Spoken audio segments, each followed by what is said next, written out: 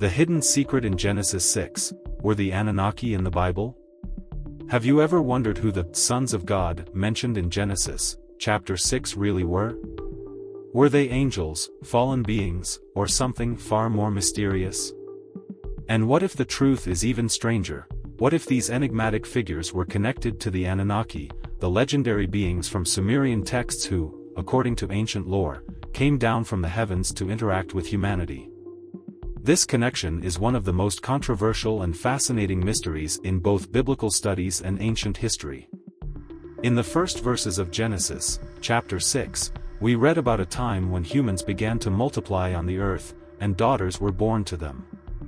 Then, seemingly out of nowhere, the text introduces the sons of God, who saw that these daughters were beautiful and took them as wives. This union, according to the Bible, gave rise to the Nephilim, giants who became mighty men of old, renowned for their strength and power. But who were these sons of God, and how did their actions lead to such a profound corruption of humanity that God decided to send a flood to wipe out nearly all life on earth? Some scholars and theologians argue that the sons of God were fallen angels, beings who rebelled against God and crossed a forbidden boundary. Others suggest that this story is a symbolic way of explaining the spread of evil in the world. But a more provocative theory has emerged in recent years, that these mysterious figures might be connected to the Anunnaki, the powerful deities described in the ancient Sumerian texts.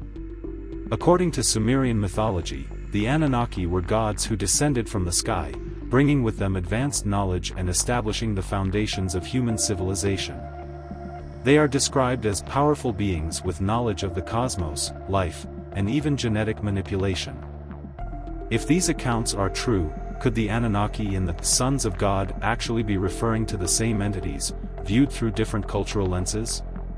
The idea becomes even more compelling when we consider that the Sumerian texts predate the Bible by thousands of years.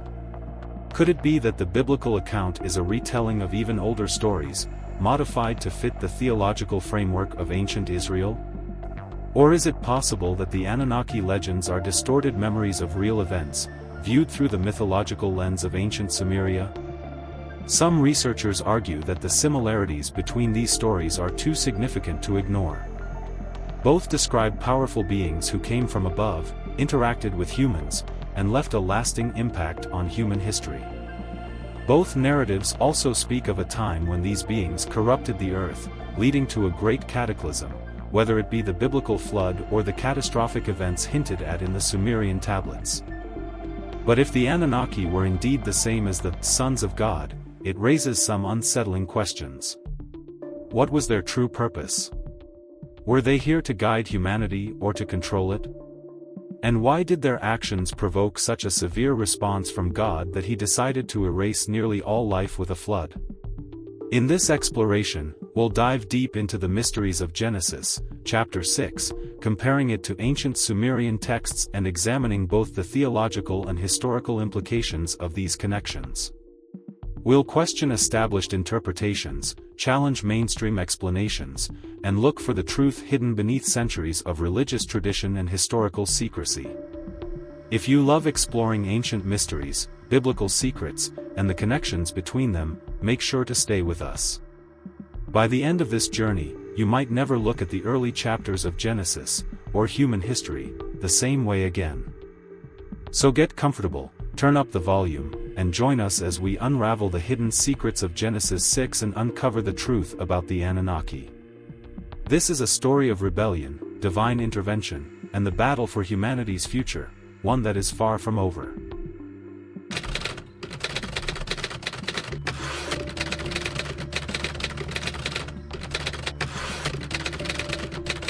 The Sons of God and the Nephilim. Unraveling the mystery of Genesis 6. In the 6th chapter of Genesis, the Bible opens a door to one of its most enigmatic and controversial passages, a story of divine beings, forbidden unions, and the birth of giants who would shape the fate of the ancient world.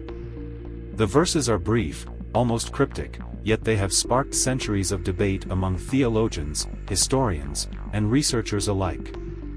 What really happened in those ancient times, and why did these events provoke such a severe response from God? It begins with a simple yet mysterious statement: when human beings began to increase in number on the earth and daughters were born to them, the sons of God saw that the daughters of humans were beautiful, and they married any of them they chose. Genesis 6, verses 1 and 2. Right from the start, two questions demand answers: who were the sons of God? And why did their actions lead to such dire consequences? The text goes on to describe how this union gave rise to the Nephilim, a race of giants who were the heroes of old, men of renown. But these weren't just towering warriors, they were a symbol of profound corruption, a perversion of the natural order that would eventually lead to the Great Flood. Who were the sons of God? The identity of the sons of God is one of the Bible's greatest mysteries. There are three main interpretations. The fallen angels theory. According to this view, the sons of God were fallen angels, beings who rebelled against God and took on human form to interact with the daughters of men. This interpretation finds support in other parts of the Bible, such as the book of Job, where the phrase, sons of God, clearly refers to angelic beings who present themselves before God's throne. This theory also aligns with the writings of early Jewish texts like the Book of Enoch, which offers an even darker portrayal. In Enoch's account, a group of 200 angels led by Semjaza and Azazel descended to earth, taught humanity forbidden knowledge, and fathered the Nephilim, beings of immense size and power who filled the earth with violence. The line of Seth theory, another interpretation, suggests that the sons of God were the descendants of Seth, Adam's righteous son, while the daughters of men were the corrupt descendants of Cain. This view frames the story as a warning against spiritual compromise and intermarriage with the ungodly. However, this explanation struggles to account for the emergence of the Nephilim, giants with extraordinary abilities, implying that something far more sinister was at play. The Ancient Kings theory, a less common theory, proposes that the sons of God were ancient kings who claimed divine status and took many wives. This interpretation, while intriguing, fails to address the supernatural aspects of the story, particularly the origins of the Nephilim. While each theory has its merits, the fallen angels' interpretation offers the most straightforward explanation for the supernatural elements of the text, especially the existence of the Nephilim. The Bible's description of the Nephilim is both fascinating and terrifying. The Nephilim were on the earth in those days, and also afterward, when the sons of God went to the daughters of humans and had children by them. They were the heroes of old, men of renown. Genesis 6, verse 4. The word Nephilim is often translated as giants, but its root meaning suggests those who have fallen or fallen ones. According to some interpretations, this could imply not just physical giants but spiritual and moral corruption, beings who embodied rebellion against God's order. These giants were not just towering figures but also mighty warriors and rulers, spreading chaos and violence across the earth. Their influence was so profound that God saw no other option but to cleanse the world with a flood. The Lord saw how great the wickedness of the human race had become on the earth, and that every inclination of the thoughts of the human heart was only evil all the time. Genesis 6, verse 5. The presence of the Nephilim was a direct affront to God's creation, a hybrid race that symbolized both physical and spiritual corruption. According to some ancient texts, these beings also taught humanity forbidden knowledge, from weapon-making to occult practices, accelerating humanity's fall into darkness. The story of the sons of God and the Nephilim doesn't exist in a vacuum. It echoes throughout the Bible, from the book of Numbers, which mentions giants in the land of Canaan, to the New Testament, where Jesus warns of a return to the days of Noah in the end times. This connection between the past and the future raises a chilling question: could the events of Genesis 6 be a warning for us today? As strange as it sounds, some believe that the spiritual corruption symbolized by the Nephilim could re-emerge before the end of days, part of a last, desperate attempt by dark forces to derail God's plan for humanity.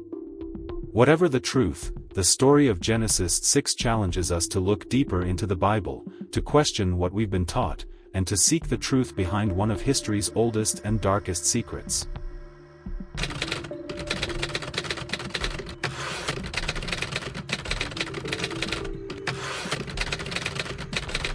The Anunnaki connection, were they the sons of God in Genesis 6?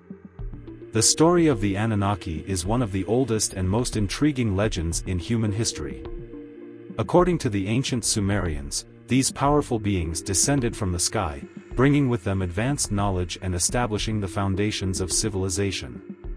They are described as godlike figures with the ability to shape human destiny, beings who interacted directly with humanity, much like the sons of God in Genesis, chapter 6. But is it possible that these two groups of beings are one and the same? To uncover the truth, we must dive into the Sumerian texts, some of the oldest known writings in existence, and compare them to the biblical account. The similarities are startling, raising questions that challenge our understanding of both history and scripture. Who were the Anunnaki? The name Anunnaki comes from the Sumerian language, roughly translating to those who came from the heavens to the earth. According to Sumerian mythology, the Anunnaki were a group of deities associated with the sky and the earth, often depicted as powerful and towering figures. They were believed to reside in the heavens but frequently descended to earth to interact with humanity, bringing knowledge of agriculture, astronomy, architecture, and even medicine. The most detailed descriptions of the Anunnaki come from ancient tablets such as the Enuma Elish and the Epic of Gilgamesh. These texts portray the Anunnaki as both benevolent and tyrannical, with complex motives and a profound influence on human civilization. Some accounts even suggest that the Anunnaki were involved in genetic experiments, creating early humans as a servant race. But what is most striking is the description of their physical appearance and actions: tall, powerful beings who mingled with humanity, producing hybrid offspring, a theme that echoes the biblical account of the Nephilim. The parallels between the Anunnaki and the sons of God, the similarities between the Anunnaki legends and the story of the sons of God in Genesis are hard to ignore. Heavenly origin: both the Anunnaki and the sons of God are described as beings who descended from the heavens to the earth. In the Bible, the sons of God are portrayed as divine or angelic beings who crossed a forbidden boundary to interact with humans. Forbidden unions and hybrids: the Anunnaki are said to have mingled with humans, a union that resulted in powerful hybrids. Similarly, Genesis 6 describes how the sons of God took human wives, producing the Nephilim, a race of giants and heroes of old. Advanced knowledge and corruption: in Sumerian texts, the Anunnaki are credited with bringing advanced knowledge to humanity, which led to both the rise of civilization and its corruption. Likewise, the sons of God are linked to a period of moral decay so severe that God decided to send the Great Flood. Divine punishment: both narratives end with a divine judgment. The Sumerian texts speak of a catastrophic flood sent by the gods, while the Bible describes God's decision to cleanse the earth with the Great Flood due to the corruption brought by the Nephilim.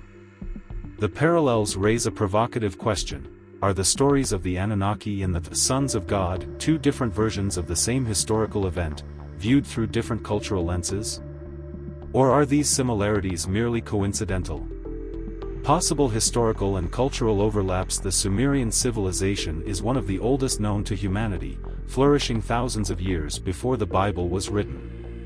Many researchers argue that stories of the Anunnaki might have influenced the biblical writers, or that both accounts could be derived from an even older source, a primordial history remembered by different cultures in different ways. This theory gains weight when we consider the Epic of Gilgamesh, a Sumerian story that also includes a great flood, divine beings, and hybrid heroes. Intriguingly, Gilgamesh himself is described as two-thirds god and one-third human, a possible echo of the Nephilim's hybrid nature.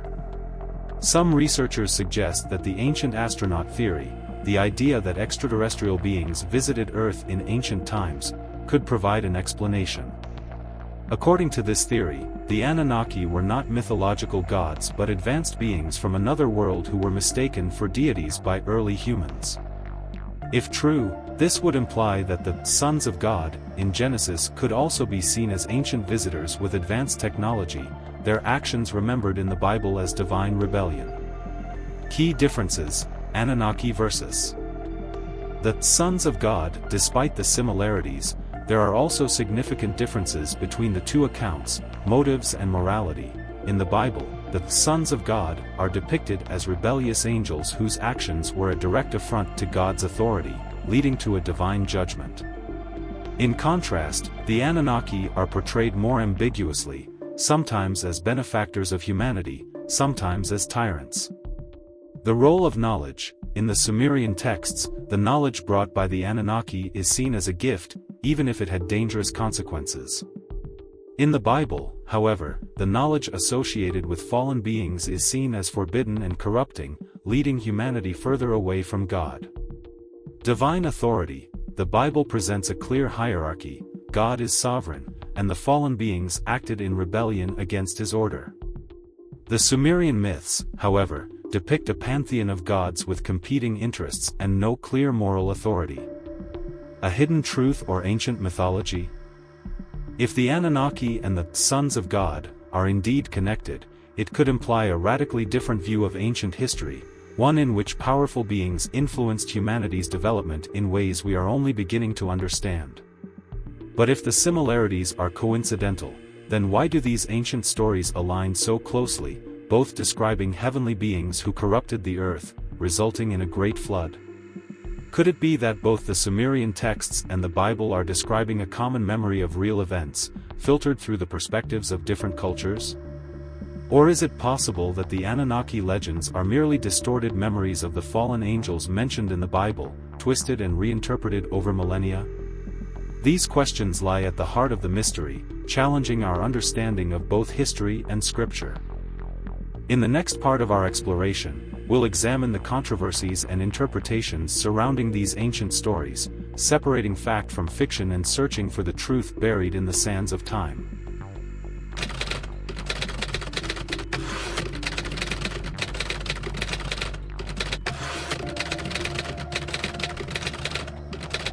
The controversy and interpretations. Unmasking the sons of God, and the Anunnaki. The mystery of the sons of God in Genesis 6 has given rise to some of the most controversial theories in both religious and ancient history studies.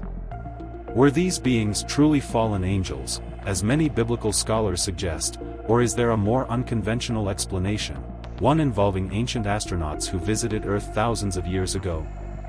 The debate is fierce, and the stakes are high. Unraveling the truth could change everything we think we know about human history and our place in the universe. To get to the bottom of this mystery, we'll examine the two most debated theories, the fallen angels hypothesis and the ancient astronaut theory. Both offer compelling arguments but lead to drastically different conclusions about the nature of these ancient beings and their role in shaping early human civilization. The fallen angels theory. A divine rebellion. The most traditional interpretation of the sons of God identifies them as fallen angels, heavenly beings who rebelled against God, took on human form, and corrupted humanity. This view finds strong support in several ancient texts, both biblical and extra-biblical. Key arguments for the fallen angels theory. Biblical evidence. The Book of Job explicitly refers to the sons of God as angelic beings who presented themselves before God.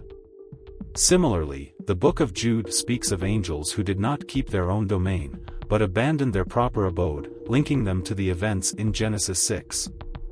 The Book of Enoch, an ancient Jewish text not included in the Bible but widely respected in early Christianity, describes in detail how a group of 200 angels descended to earth, taught forbidden knowledge, and fathered the Nephilim.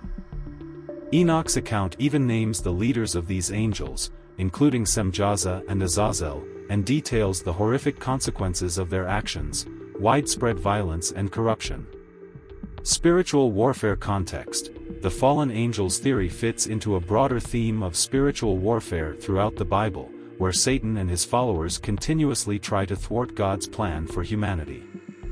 By corrupting human bloodlines, the fallen angels may have been attempting to prevent the coming of the Messiah. Key criticisms. Skeptics argue that the fallen angels' interpretation is too supernatural and relies heavily on non-canonical texts like Enoch. They also question how spiritual beings could produce offspring with humans unless they possessed physical bodies, a concept that remains a theological gray area. The ancient astronaut hypothesis. visitors from the stars? An alternative and equally controversial explanation is the ancient astronaut theory, the idea that the sons of God were not angels at all but rather advanced extraterrestrial beings mistaken for gods by early humans.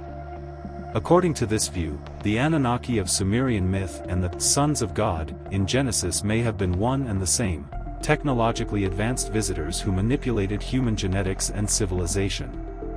Key arguments for the ancient astronaut theory: ancient texts and artifacts. The Sumerian tablets describe the Anunnaki as beings who descended from the sky and brought advanced knowledge to humanity, including agriculture, mathematics, and astronomy. The similarities between these accounts and the biblical story of the sons of God are striking. Ancient art and architecture, such as the megalithic structures of Egypt and Mesopotamia, show precision and knowledge that seem far beyond what early human civilizations should have been capable of achieving without external help. Genetic manipulation theory. Some proponents argue that the Nephilim might have been the result of genetic experiments carried out by these advanced beings. The idea that early humans were upgraded or even created by the Anunnaki fits with Sumerian legends that describe humanity as a servant race for the gods. Key criticisms. Mainstream historians and theologians dismiss the ancient astronaut hypothesis as pseudoscience, arguing that it downplays the capabilities of ancient human societies and lacks concrete evidence. Critics also point out that the theory often relies on out-of-context translations of ancient texts and a selective reading of archaeological evidence. Common ground or coincidence? Interestingly, despite their vastly different interpretations, both the fallen angels theory and the ancient astronaut hypothesis agree on several key points. Non-human influence. Both theories suggest that non-human intelligences played a significant role in shaping early human history. Hybrid offspring. The idea of hybrid beings, the Nephilim in the Bible and part divine, part human rulers in Sumerian texts, is a core element of both interpretations. A great catastrophe. Both narratives end with a divine or cosmic punishment, a great flood to cleanse the earth of the corruption brought by these beings. Are these similarities evidence of a shared historical memory distorted over time, or are they merely coincidences born of human imagination and the need to explain the unexplainable? The answer may lie hidden in ancient texts yet to be uncovered, or in secrets buried beneath the sands of Mesopotamia. Arguments against both theories. The skeptics view myth as metaphor. Many scholars argue that both the fallen angels and ancient astronaut theories misunderstand ancient myths, which were never meant to be literal history but rather metaphors for the struggle between good and evil, order and chaos. The line of Seth explanation. A more conservative interpretation suggests that the sons of God were simply the descendants of Seth, Adam's third son, who intermarried with the corrupt descendants of Cain. This view eliminates the need for supernatural or extraterrestrial explanations. Selective evidence. Skeptics also point out that both theories rely on a selective reading of texts, focusing only on passages that support their view while ignoring contradictory evidence. A mystery still unsolved in the end, both theories present intriguing but incomplete pictures of the truth. The fallen angels theory fits seamlessly with biblical themes of spiritual warfare and divine justice, but struggles with the logistics of angels taking human wives. The ancient astronaut hypothesis explains many of the technical mysteries of the ancient world but lacks definitive proof and veers into the realm of conspiracy theory. So what's the real story? Could both theories contain fragments of the truth, pointing to a deeper mystery that transcends our current understanding of history and theology? Or is the real explanation something even stranger, something yet to be discovered? As we continue this journey into the hidden secrets of Genesis 6, we'll explore more of the evidence, from ancient texts to modern discoveries. The mystery is far from over, and the next part of our exploration might just bring us one step closer to the truth. Stay tuned. The greatest mysteries often hide in plain sight.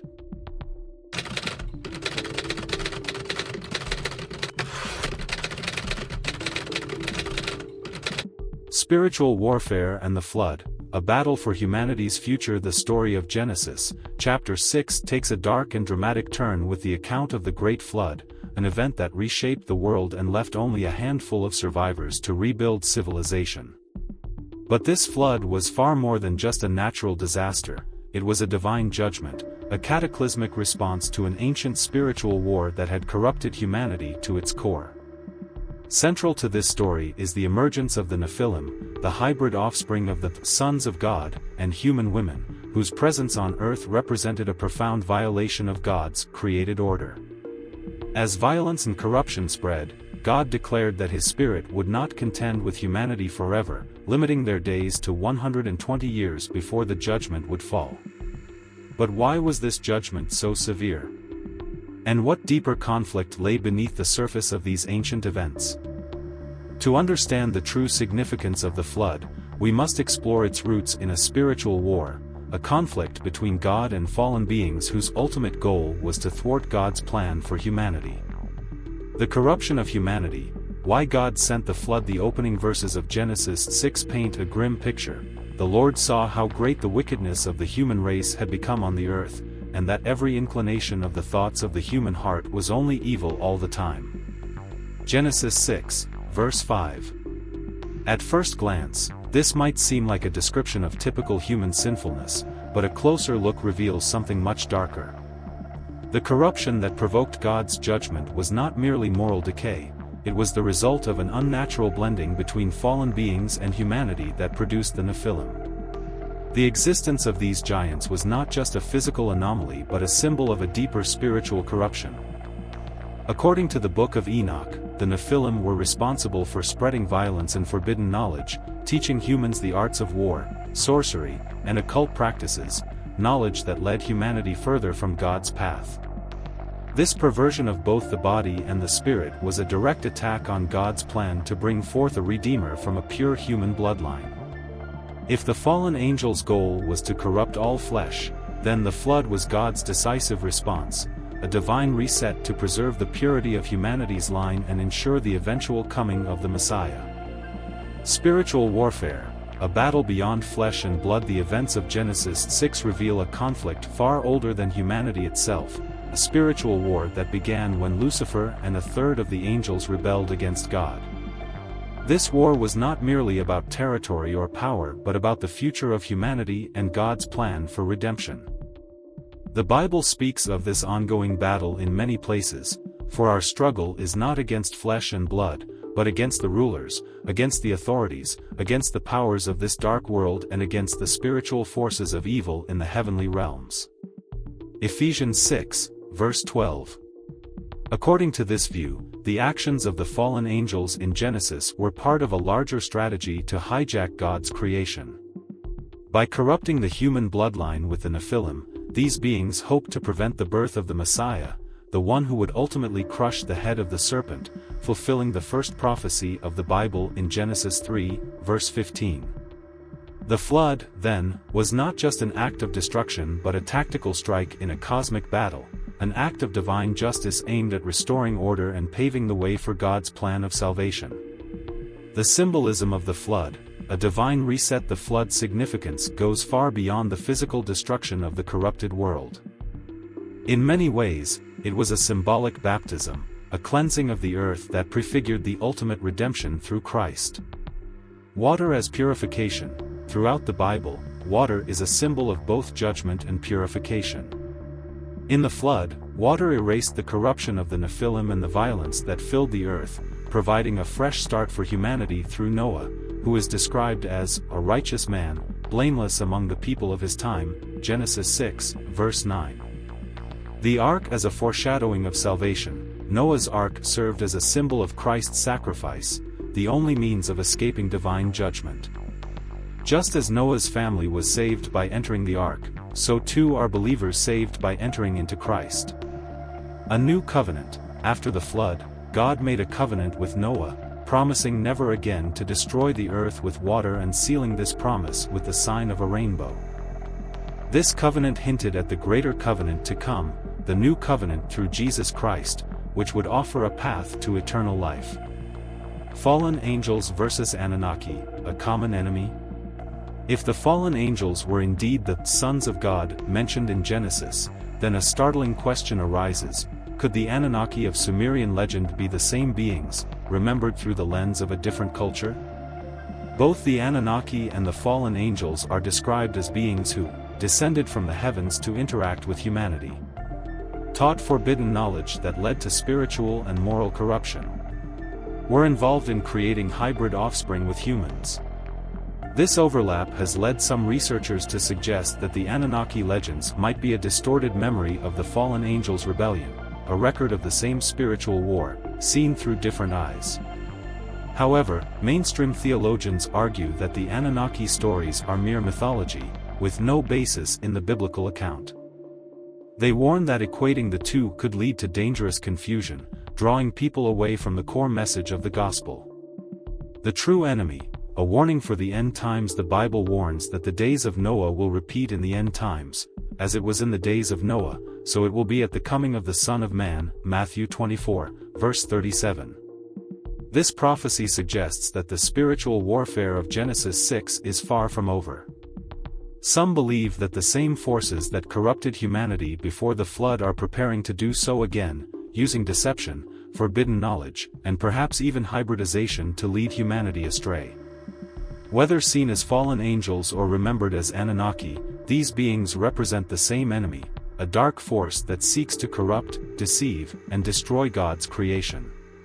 The flood was God's first strike against this enemy, but the final battle is yet to come.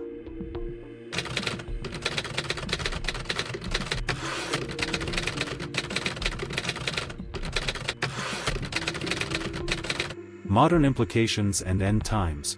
Are we living in the days of Noah again? In the Gospel of Matthew, Jesus gives a chilling warning about the last days. As it was in the days of Noah, so it will be at the coming of the Son of Man, Matthew 24, verse 37. This statement has puzzled theologians and believers for centuries. What exactly did Jesus mean by comparing the end times to the days of Noah? Was he referring merely to the moral decay and violence that filled the earth, or was there something deeper, something involving the Nephilim, the sons of God, and the ancient spiritual war that provoked God to send the Great Flood? Many biblical scholars argue that Jesus' warning was not just about human wickedness but also hinted at a return of the same spiritual deception that led to the corruption of humanity before the flood. If true, this could mean that the events of Genesis 6 hold the key to understanding the end times and the challenges believers will face in the last days. The days of Noah, a prophetic parallel? The Bible describes the days of Noah as a time when humanity was corrupt and filled with violence. Forbidden knowledge spread by fallen beings led to spiritual and moral decay. Hybrid beings, the Nephilim, walked the earth, symbolizing a profound corruption of God's creation. These conditions prompted God to act decisively, cleansing the earth with a flood. But if Jesus' warning is to be taken seriously, it suggests that a similar pattern will unfold in the end times. Today, many see disturbing parallels between our world and Noah's, a rise in violence and moral decay, with traditional values being replaced by a culture of self-indulgence. A surge in interest in forbidden knowledge, occult practices, spiritualism, and even genetic manipulation. Growing claims of encounters with supernatural entities, which some interpret as a modern manifestation of the ancient Nephilim. Is it possible that the same forces that corrupted humanity in the days of Noah are at work once more, preparing for a final confrontation between good and evil? The return of Nephilim-like influence? One of the most controversial ideas among prophecy researchers is that the Nephilim, or at least their influence, could return in the last days. While the Bible does not explicitly say that these hybrid beings will reappear, there are hints and shadows that suggest the spirit behind them might. Key clues: the prophecy of Daniel. In Daniel chapter 2, the prophet describes a final kingdom represented by iron mixed with clay, two substances that do not naturally adhere. Some interpret this as a reference to an unnatural mingling of humans with something non-human. The verse that stands out is, "They shall mingle themselves with the seed of men, but they shall not cleave one to another." Daniel 2, verse 43. Could they refer to the same type of beings described in Genesis 6, entities that once sought to corrupt humanity? Modern genetic manipulation, the rapid advancements in genetic engineering and the push for transhumanism have raised ethical alarms among Christians. Experiments that blur the lines between species echo the ancient transgressions of the fallen beings who fathered the Nephilim. If the pre-flood corruption involved altering human DNA, could today's genetic experiments be a modern replay of that same deception? UFOs and alien encounters. Recent disclosures by governments about UFO sightings have sparked a renewed interest in the ancient astronaut theory, the idea that extraterrestrial beings visited Earth in ancient times. Some prophecy researchers believe that these beings are not aliens but rather the same fallen entities who once masqueraded as gods, now using a modern disguise to deceive humanity once again.